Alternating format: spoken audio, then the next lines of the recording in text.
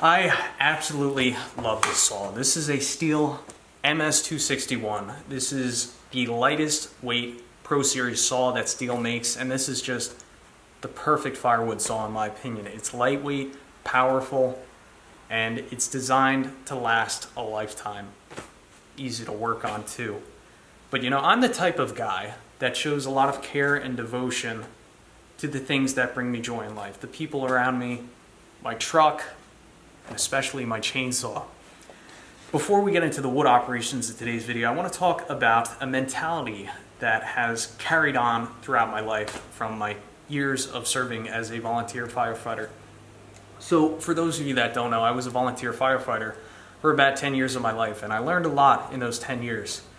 So part of our duties as volunteers was to come down to the firehouse once a week and do truck checks.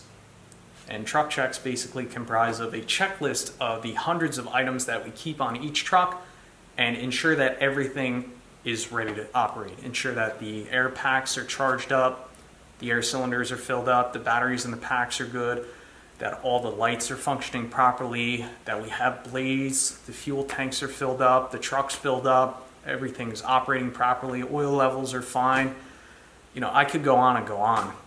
But why it was so critical to ensure that everything was ready to go, because when we pull up to an emergency scene, our equipment being ready to go or not could make the difference between somebody living or dying. So it was absolutely critical that everything was always in pristine condition and ready to go in an instant. And really that mentality has carried on with me throughout my life. In fact, I actually want to bring up a quick story. So in my old district, we primarily used hydrants. We didn't have a lot of areas that we needed to draft from.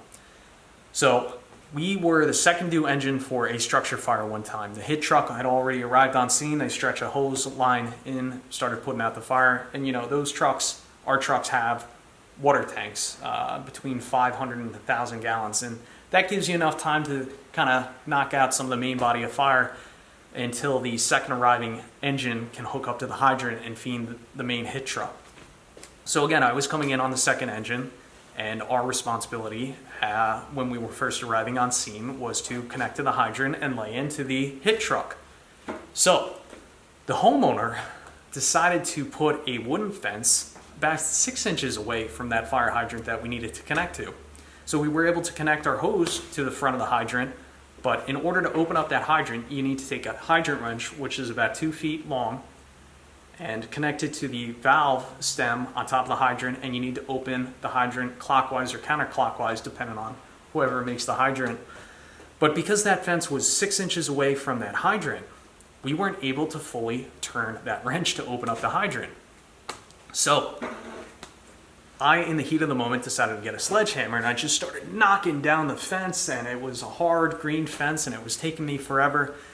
And then a senior member on the truck stepped out, and he paused for a moment, thought about it, and he went into a cabinet in the truck, and he brought out a Stihl MS200.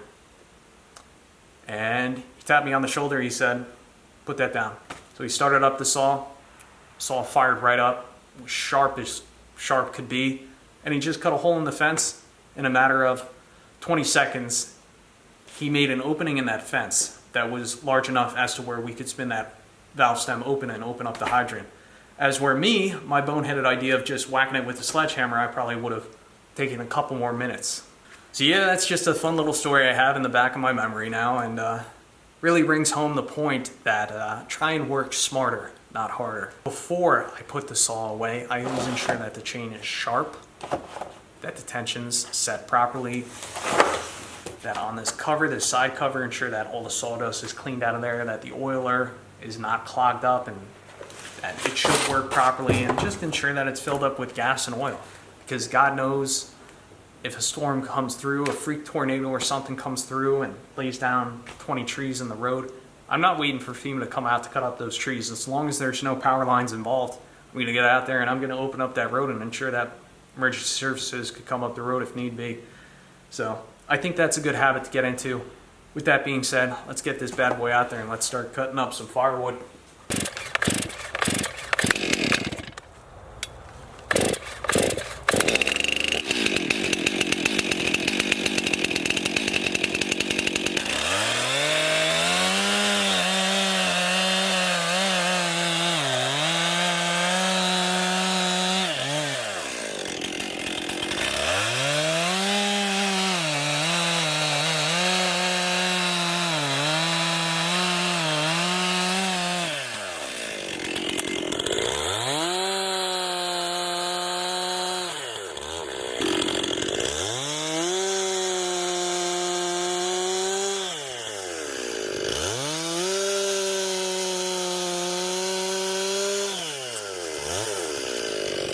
So I cut my wood at 16-inch lengths, and my method is I just have a tape measure, little hatchet, to measure 16, mark, 16, mark, 16, mark.